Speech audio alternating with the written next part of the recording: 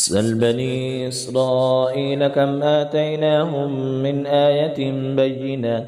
ومن يبدل نعمة الله من بعد ما جاءته فإن الله شديد العقاب.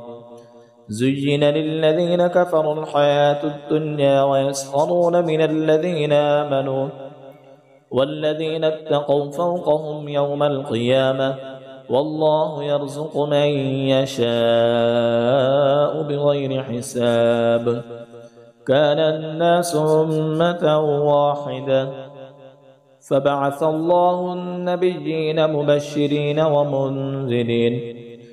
وأنزل معهم الكتاب بالحق ليحكم بين الناس فيما اختلفوا فيه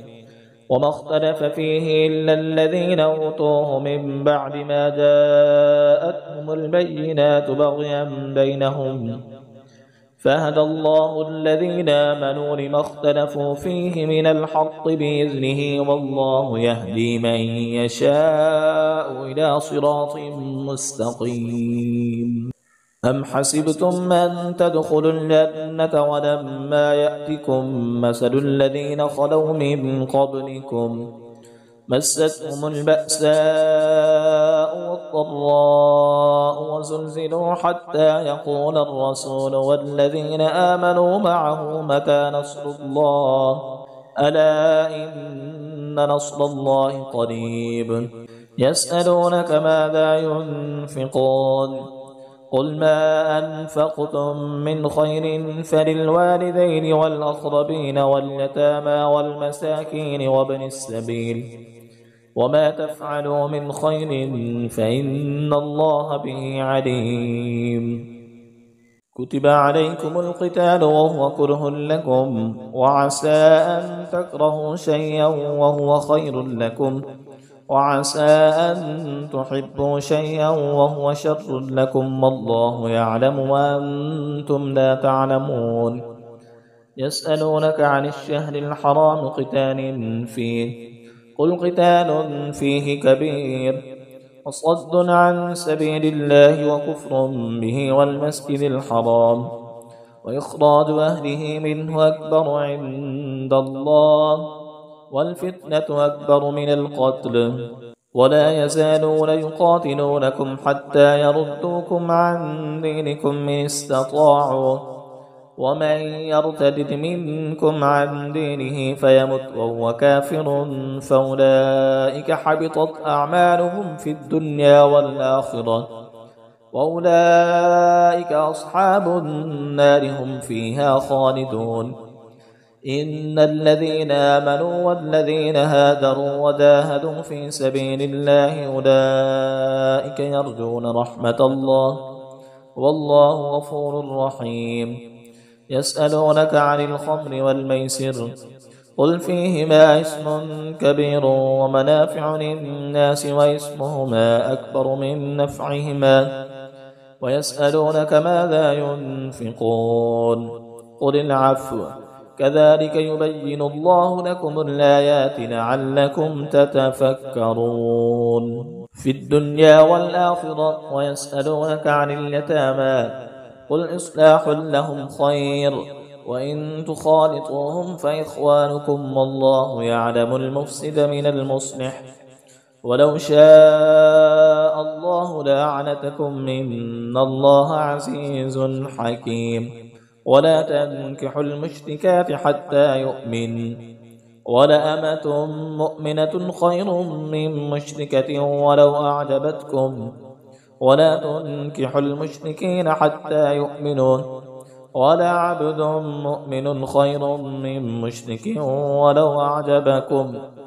أولئك يدعون إلى النار والله يدعو إلى الجنة والمغفرة بإذنه ويبين آياته للناس لعلهم يتذكرون.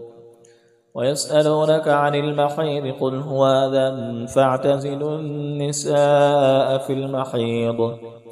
ولا تقربوهن حتى يطهرن فإذا تطهرن فأتوهن من حيث أمركم الله